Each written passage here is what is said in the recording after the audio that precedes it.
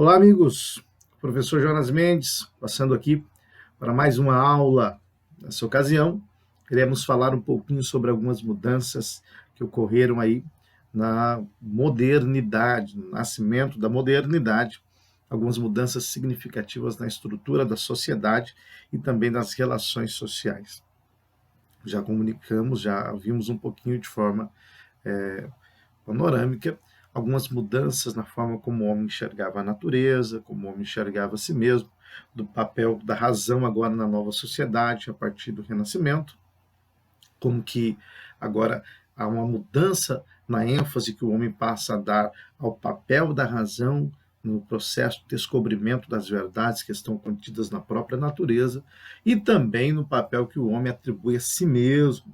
Então você percebe que houve uma virada aí de uma perspectiva teocêntrica, que era típica da Idade Média, para uma perspectiva antropocêntrica, centrada no papel da razão, visando descobrir verdades relacionadas à própria natureza, ao próprio homem. A anatomia ganha uma dimensão maior aí, com Michelangelo, por exemplo, Davi de Michelangelo, você tem o Homem Vitruviano de Da Vinci, e assim em diante.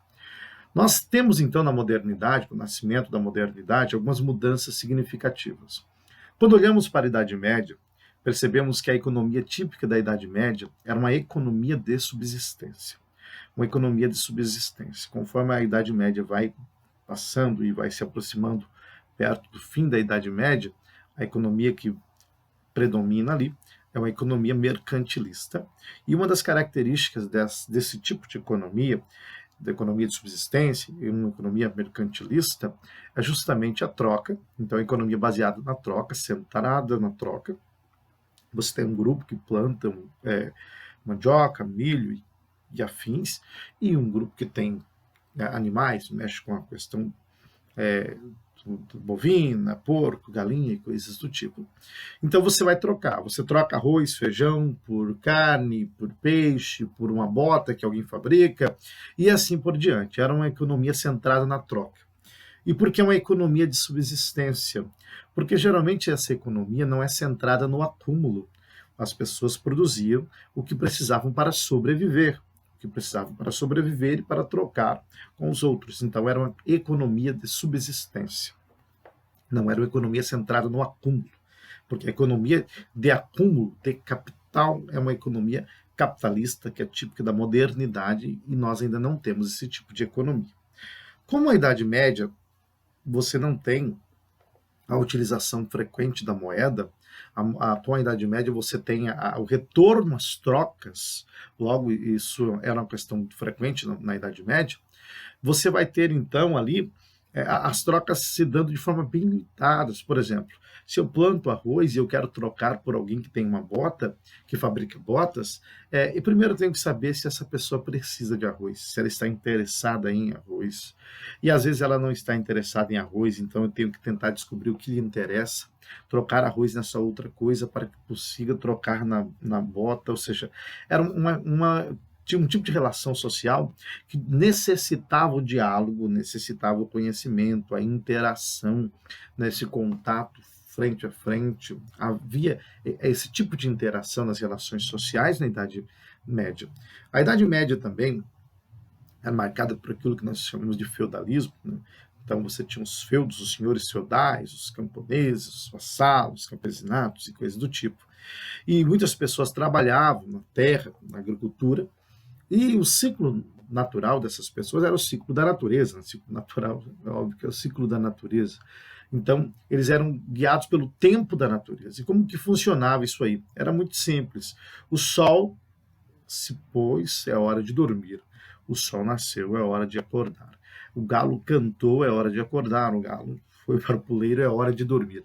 Então, eles eram guiados pelo tempo da natureza. A natureza que determinava os ciclos que aquelas civilizações seguiam, porque não existia ainda o relógio para cronometrar as atividades exercidas, então o tempo da natureza era o tempo que, de fato, predominava ali. Você tinha também o tempo da igreja, marcada pelo sino, que marcava os rituais, as festividades, datas específicas ou eventos especiais. Então, também era uma forma de sinalizar uma marcação de tempo. O sino da igreja, que de fato ou alertava aquelas pessoas para algum acontecimento ou algo do tipo. Geralmente, essas pessoas que viviam na Idade Média, eles seguiam, por assim dizer, atividades que eram rotineiras e eram reproduzidas, por assim dizer. Se o pai ele fabricava sapatos, os filhos também aprenderiam a fabricar sapatos e assim por diante. A atividade que o filho ia exercer é a atividade que o pai exercia. E assim a sociedade funcionava. Você não tinha, por assim dizer, mobilidade social, você não tinha locomoção social, você não tinha pessoas ascendendo de uma classe para outra, isso raramente acontecia. Geralmente as classes se relacionavam entre si, então você tinha uma pirâmide aí, com o clero no topo, a nobreza no meio, e os camponeses, vassalos, na base da pirâmide, e assim que funcionava a sociedade. A sociedade, ela era rígida, os estamentos sociais eram congelados, eram fixos. Raramente você conseguia ter uma mobilização de uma classe para uma outra classe. Isso acontecia com pouca frequência. Essas pessoas, então, eles tinham um modo de vida bem simples, pautado em atividades repetidas que geralmente se aprendiam ou transmitiam de uma geração para outra. Havia nesse tipo de sociedade uma integração familiar, porque geralmente o pai ele trabalhava com o filho, com a mãe, então todos estavam juntos exercendo aquele tipo de atividade, de maneira que o homem ele tinha uma certa liberdade, por assim dizer, porque quando ele sentia fome ele podia comer, quando sentia sede podia beber, quando estava ali queria dar uma namorada com a sua esposa, algo que era normal, acontecia também, porque estavam todos juntos, existia uma integração familiar, o filho via, crescia com o pai, certo? Até mesmo o processo de morte era uma coisa que estava restrita ao âmbito familiar. Quando um ente ficava doente, adoecia, morria, isso acontecia no seio da família. Então eles estavam acostumados com os processos funerários, com a morte, com a vida, com a doença. Eles sabiam que a vida era marcada pelo trágico, pelo fatídico, pela finitude. Isso era uma coisa muito comum daquela época. As famílias estavam organizadas em torno desse tipo de forma de vida e de ver o mundo. Acontece que, com o passar do tempo, começou a surgir um novo grupo, que eram os burgueses, a burguesia, que centrava-se naquilo que ficou chamado como burgos. Esses eram comerciantes, vendedores, que saíam de região em região vendendo, comprando e tudo mais. E eles, de alguma maneira, começaram a formar uma classe um tanto quanto diferente daquelas três que existiam até então, clero, nobreza e os camponeses. Porque os burgueses eles começaram a comprar, a vender, foram angariando dinheiro, e para que isso se desse de forma mais intensa, era necessário que tivesse uma moeda, então começou-se a recorrer à necessidade de uma moeda, que seria uma moeda de troca simbólica, para representar as trocas efetivas de materiais, por exemplo. Agora você usa um mecanismo simbólico, que é a moeda, para que as trocas se realizem, se efetivem. E a diferença é que a moeda você pode acumular, né, diferentemente de um alimento perecível, por exemplo. As moedas você pode acumular sem dificuldade, carregar sem dificuldade. Aconteceu com que a burguesia começou a se intensificar e com o processo de evolução, de mudança, mutação nas sociedades, começou, então, a ter por assim dizer, um êxodo rural. Muitas pessoas começaram a sair dos campos e irem para cidades que até então estavam nascendo, se fortificando com a Revolução Industrial. Estou pulando aqui para a gente acelerar. Com a Revolução Industrial, você começa a ter cidades se fortalecendo, solidificando, crescendo. Você começa a ter aquela burguesia agora que começa a se tornar os primeiros banqueiros, homens do dinheiro, donos de indústrias, e você tem um processo de modernização. As atividades que eram circunscritas ao campo, por assim dizer, atividades braçais, agora começam a ser substituídas por atividades em máquinas.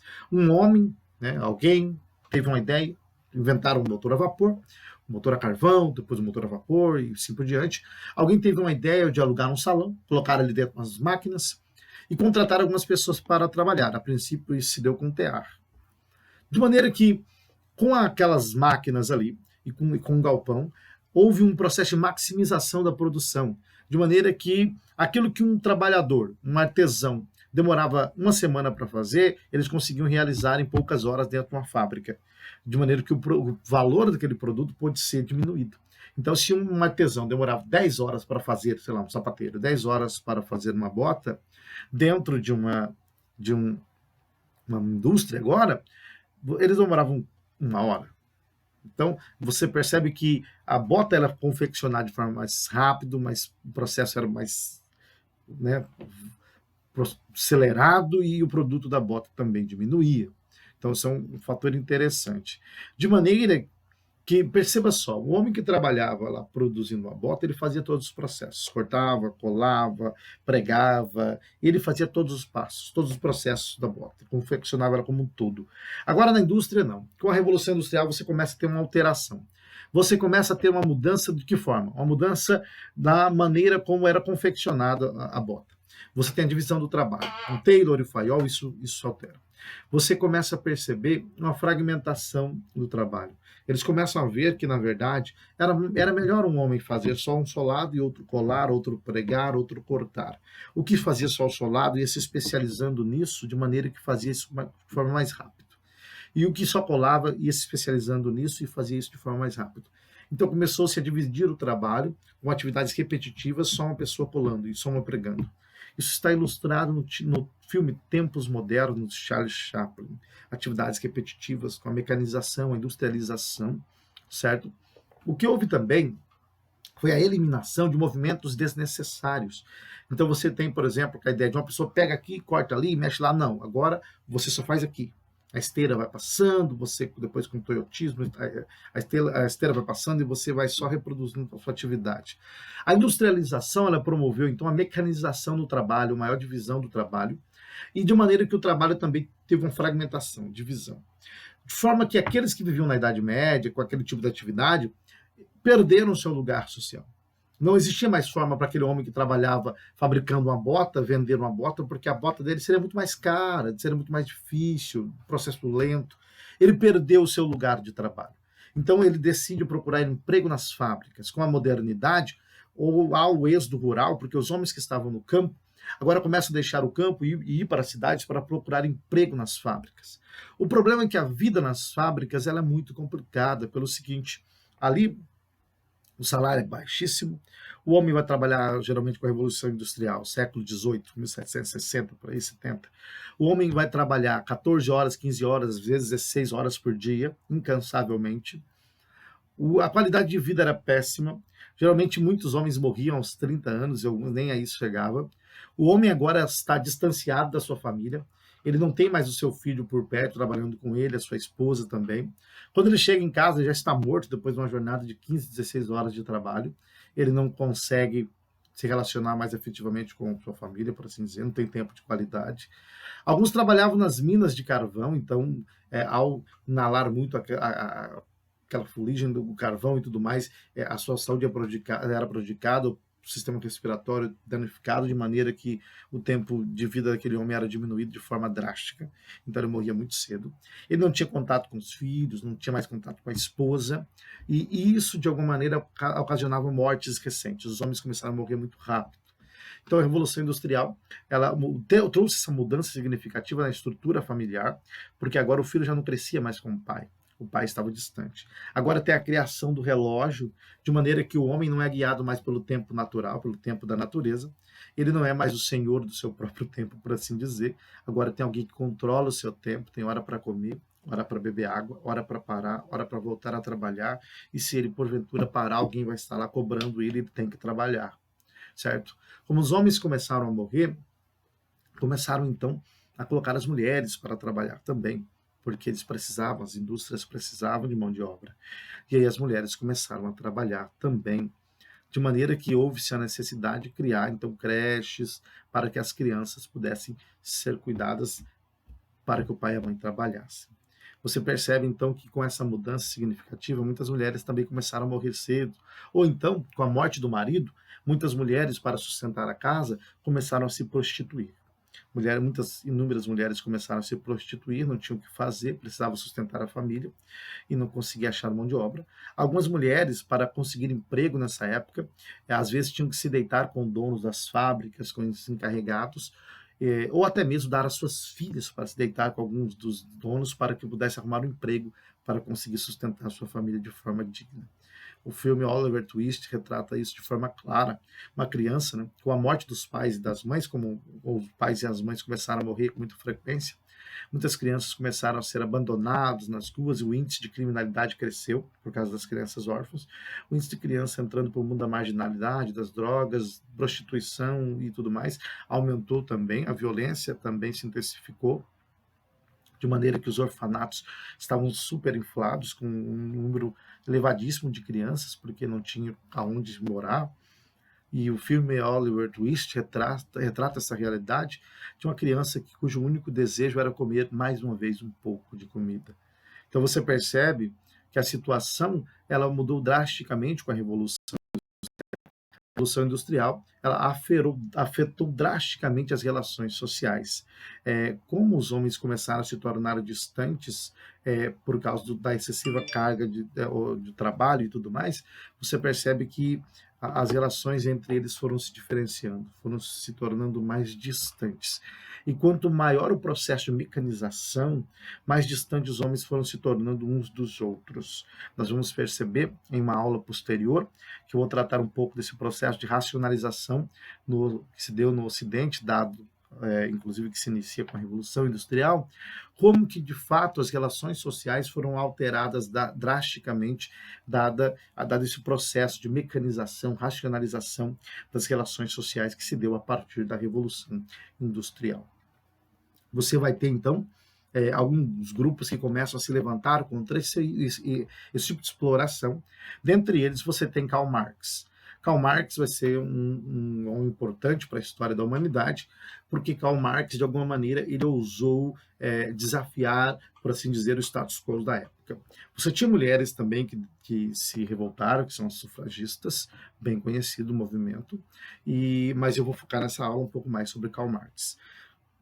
Karl Marx, juntamente com Engels, eles vão convocar os trabalhadores para, de alguma maneira, se revoltar contra a opressão que estava acontecendo naquela época. Porque os homens, os trabalhadores, eles tinham que vender a força do seu trabalho. De maneira que, ao vender a sua força de trabalho, aquilo que eles produziam não lhe pertenciam mais. Os homens, então, Karl Marx vai dizer, ao vender a sua força de trabalho, acabavam se tornando alienados do produto do seu trabalho. Aquele homem que fabricava uma bota na Idade Média, ele se reconhecia no produto do seu trabalho. Aquilo que ele fez era parte de si. Ao construir alguma coisa, Marx vai dizer que o homem transferia um pouco da sua essência para aquilo. Sabe? Era a exteriorização da essência humana, a objetificação da essência humana no produto que o homem fez. Mas ao transferir esse produto para outro, eu sou alienado do produto do meu trabalho. A palavra alienação é transferir para outro. Então, eu transferi para outro aquilo que me pertencia, de maneira que eu não me enxergo mais no produto do meu trabalho, porque agora o produto do meu trabalho é do burguês, do capitalista, dos donos dos meios de produção. E eu que faço, mas não posso usufruir daquilo que faço, porque não me pertence mais. É igual a história de um homem que passa em frente a uma escola e olha para o outro e diz, eu trabalhei nessa escola, ajudei a construir, mas hoje o meu filho não pode estudar aí, porque não tenho condições de pagar. Então o proletariado é assim, aqueles que fazem não podem usufruir daquilo que fizeram, certo? E Marx vai mostrar que tudo pertence a quem tudo produz. Então o proletariado que produziu, então eles são donos daquilo que produziu, mas no caso eles estão alienados do produto do seu trabalho, porque os burgueses, uma classe dominante, se apropriou dos meios de produção, de maneira que o proletariado tem que submeter a essa classe, vendendo a sua força de trabalho a essa classe, de maneira que ele recebe uma quantidade ínfima por aquilo que produz, e essa classe retém o excedente e só vai enriquecendo cada vez mais. Porque se você produz 10 sapatos, a fábrica te paga por 2 sapatos, 8 sapatos fica com ela. Mas você produziu 10 sapatos. Karl Marx vai dizer, então esses 8 sapatos que você não recebeu é a mais-valia. Você, de alguma maneira, tinha que receber por aquilo que produz, mas você não recebe. Por quê? Porque a mais-valia, o excedente, fica, de alguma maneira, com o dono das fábricas, com a burguesia. Então, Karl Marx ele vai se levantar contra a exploração do trabalhador e mostrar que os trabalhadores deveriam se unir. No Manifesto Comunista, Karl Marx ele inicia dizendo que um espírito ronda a Europa, que é o espírito do comunismo. E ele termina o Manifesto Comunista dizendo, trabalhadores de todo mundo, univos, porque não temos nada a perder, a não ser as nossas correntes, as nossas cadeias. Eu vou falar em uma outra ocasião um pouco mais sobre o pensamento de Karl Marx relacionado justamente à exploração, principalmente estruturado na ideia de infraestrutura e superestrutura. Mas a princípio é isso aí, um pouco da contextualização então da Revolução Industrial e das mudanças sociais que aconteceram então com o êxodo rural, certo? Você tem um número de pessoas deixando o campo e partindo para a cidade, de maneira que a cidade não está preparada para comportar esse êxodo rural. Então você tem pessoas morando aí, começa a surgir os guetos, você começa a surgir as pessoas que moram em lugares perigosos, favelas, por assim dizer, e coisas do tipo, bairros sem estrutura nenhuma, que vão se formando a partir de pessoas que vão se agrupando ali, sem nenhum tipo de mobilidade, estrutura ou plano, por assim dizer. Então, os grandes centros começam a ser inflados. Você tem, então, um índice maior de pessoas que aderem à prostituição como uma forma de sobreviver. O índice de mortalidade aumenta, os homens não passam de 30 anos de idade ou mais, certo? Pessoas que trabalham 16 a 7 horas, uma carga elevadíssima para receber um salário ínfimo para os grandes donos das empresas. Então você percebe que as relações sociais foram afetadas, a sociedade foi afetada de forma drástica. A sociologia, inclusive, ela surge nesse período para estudar a relação entre o indivíduo e a sociedade nesse período da modernidade. Então, agora com a modernidade, se eu disse que na Idade Média a economia que nós tínhamos ali é uma economia de subsistência, centrado, por assim dizer, não no acúmulo, mas na sobrevivência dos indivíduos, a economia que você encontra agora na modernidade, principalmente com a industrialização e tudo mais, é uma economia capitalista. E esse capitalismo é o capitalismo que Florestan Fernandes, sociólogo brasileiro, chamou de um capitalismo selvagem. É um capitalismo centrado, por assim dizer, no acúmulo de capital. Ok? Então, é isso aí, meus amigos. Um abraço para vocês e até a próxima aula.